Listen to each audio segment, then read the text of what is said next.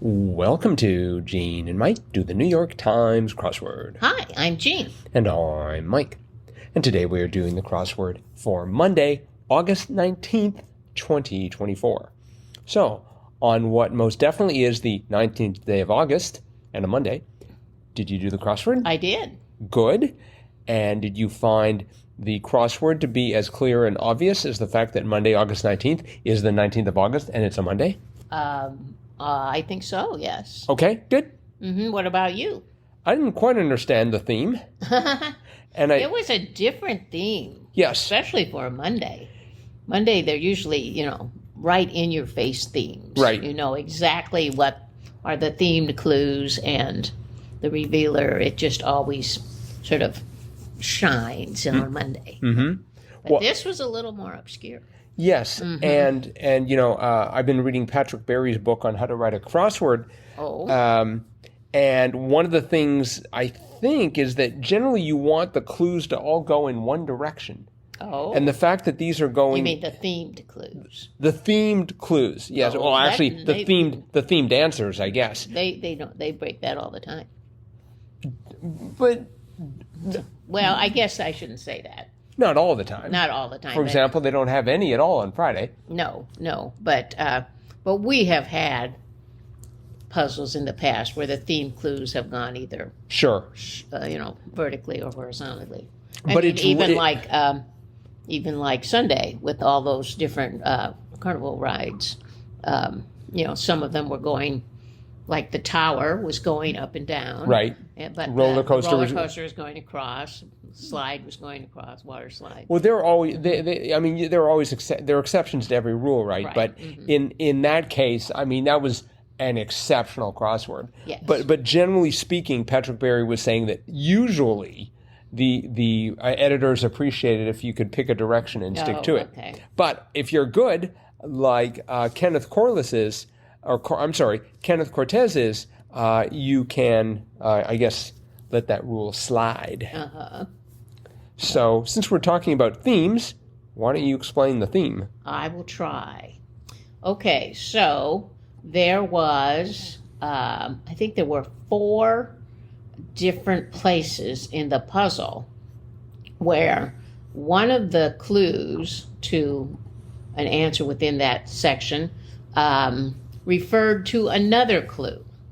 And they were related, so they were kind of paired in a way. But, for example, the first one was 5 across. I'll say 5 across first. Texas Roadhouse specialty, well, that's steak. But then when you get down to 17 across, prime cut of beef, or 5 across, literally. And that was top sirloin, which is, of course, a steak. Right. Which was the answer to 5 across. And it is at the top of the puzzle. Yes, top sirloin. We're going to have to revisit my discussion about directions of answers. Yeah. Okay, so then the next one, you might have to help me find these. 11 down. We'll go to the opposite of that. We had 68 across, which was at the very bottom of the puzzle. And it was DC's subway system. Well, that's the metro. But then 62 across, which was just right above it almost, was balance sheet total, or 68 across, literally. And that was bottom line, because the metro is a line underneath the city. So it's a bottom line, but it's also at the bottom of the puzzle. So a bottom line. So, okay. Then we had 32 down, bias point of view, which was slant, as well as 11 down, 1 of 4 for a square, or 32 down literally, and that was right angle. And slant, of course, creates an angle, and it was on the right of the puzzle, so it was a right angle. And then finally, we had 25 down, or 25 down, which was on the left side of the puzzle, and that was tush. and the answer to that was booty. And right almost next to it was 27 down, abandoned, or 25 down literally. And that was left behind. And of course, booty means behind, and it was on the left of the puzzle. Right. So it was a left behind. Yes. And that was the theme. Right. So, very different. Yes. And again, I feel chagrined for having gone off complaining about the directions of the answers. Maybe I should have looked at the theme a little bit more carefully before I did that, because that was integral to the theme. Yes. That was the whole point. Yeah, that's right. So I owe an apology to the author. Kenneth Courts. Yes, to Kenneth. Is it Court or Cortez? I don't think it's Cortez. Okay. Maybe Cortez. Then I owe a second apology to Kenneth Courts for mispronouncing. Or Cortez. I don't think it's Cortez. But anyway, maybe Kenneth can write us and let us know. How do you say your last name? Yes. Kenneth Courts, or possibly Kenneth Cortez. The person, you know who you are because you wrote today's crossword in the New York Times crossword. Drop us a line, crosswordpodcast@icloud.com, ideally with an MPEG, including the pronunciation of your name. I would love to talk to you about this puzzle, though. It is very clever. Yes, yes, indeed. I just tore through it just now, and so... I did go through it fairly fast. Right. 6:27. Oh. So yeah, I went through it fairly fast. So if you didn't go back and kind of review the theme, it could have just blown right away. Those directions, I thought top sirloin and steak. I was a little bit worried when I saw top sirloin and steak, and I'm like, oh, please don't make this a meat themed. I can't handle a meat themed crossword. Oh no. But it was not. No, it was not. Let's see, what else is good here? I started off, as usual, incorrectly. Ringlet. I went for lock, but it was curl. Yes. And one down, winter hours, abbreviated HRS, in Chicago, and it was CST. I went for CDT. I can never keep those two straight. You would think I could come up with a good mnemonic where CST is winter and CDT is... Yeah, I always remember standard is in the winter time.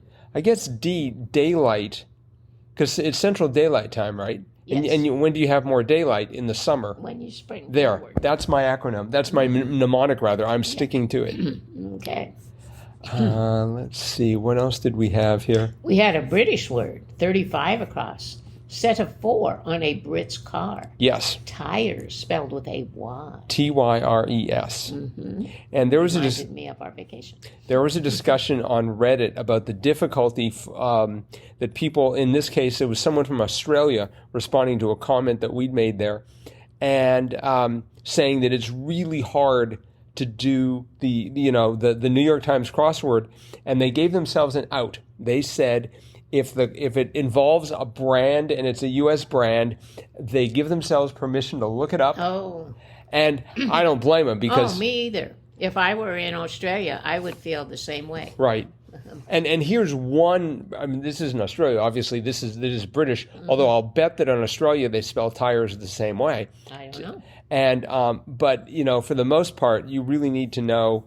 Or like for instance, 55 across, big name in big box stores, Kohl's, spelled Kohls. I thought that was an interesting answer, because I don't think of Kohl's as a big box store. Well, it's sort of in the shape of a box, and it's big. Well, I don't know. I always think of a big box store more like a Sam's Club or Costco. Well, they have big boxes there. Uh-huh.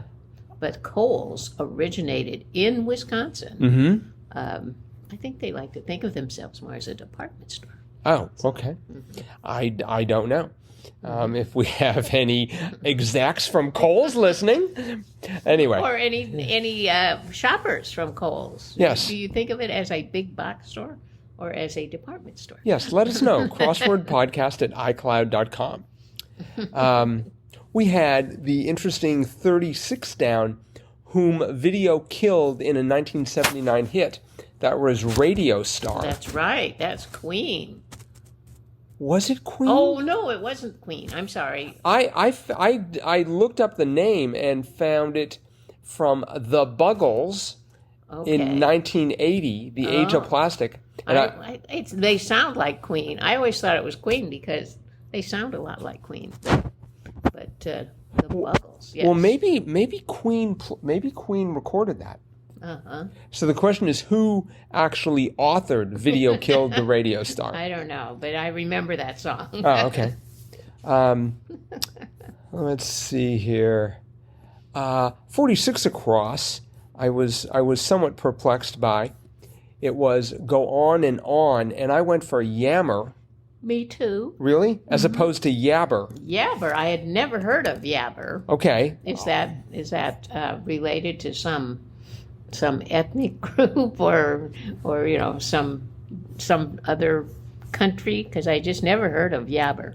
So they both mean to talk at length, and I think the difference is when you yammer, you're sort of complaining about something. Oh. When you yabber, you're still talking a lot, very excitedly about something, but I think it's got more of a positive connotation. Oh. I did not know the difference between the two. No, but I never heard Yabber. My mnemonic for that is Yabber. You've got the B's, which stands for buoyant, because you're sort of excited and happy, and Yammer, you've got the M for mean. Or mope. Or I'm sticking with mean. I need the simplest mnemonic I can come up with, and so that's the difference between the two. But in this case, so Go On and On. It could have been Yabber. It could have been Yammer, because it doesn't say if you're going on and on excitedly or if you're going on and on griping about something. It would be interesting to find the origin of those words. I've just never heard. I mean, I've barely heard of Yammer, but I'd never heard of Yabber. So. I think Yabber was originally uttered by Fred Flintstone, Yabber Dabber Doo, yeah, right. or something like that. Maybe that was close. Yesterday we had Spawn, and today we had 52 down. Fern's reproductive cell was a spore. That's correct. So they're sort of vaguely related there, I thought. Spawn and spore. Spawn and spore. We had Flora. Flora and fauna. And we had our favorite font of the New York Times, ironic, 65 across Arial. Yes. Popular sans serif font. Not anymore. It's not popular anymore? Well, I shouldn't say that, but the latest version of Microsoft now no longer does Arial. They do Aptos. Aptos? Kind of as their default. That sounds like some sort of a disease. I know. I'm sorry, you've got like terminal aptos. APTOS, I think it is. Mm-hmm. You know what? TOS probably stands for terms of service. My guess is if you use that font, you are agreeing to send big bucks to Microsoft. Perhaps. I have no proof of that. I thought 56 down was the funniest clue in the grid. Poorly drawn circle, perhaps. Oval. Yes, that was funny. And then we had 59 down. We've had her before in the grid. Singer Simone in the Rock and Roll Hall of Fame. Nina Simone. That's correct. And I went back to listen to some of her music. Let's see, what was it that I'd been listening to? Of course, I've completely lost it, but it was something terrific. Let's see if I can find it here. It was I Put a Spell on You. Yes. Ooh. Yeah, just a really great song, which we could play here, but then YouTube would start yelling at us again, so we're not going that route. Okay. You're going to have to sing it. I guess you need a little bit of advance warning for some of these songs. More than advance. 13 down. This was pretty straightforward, but I thought it was funny. Through which we sniff, snort, and sneeze. Nose. That's right. That is a well-done clue.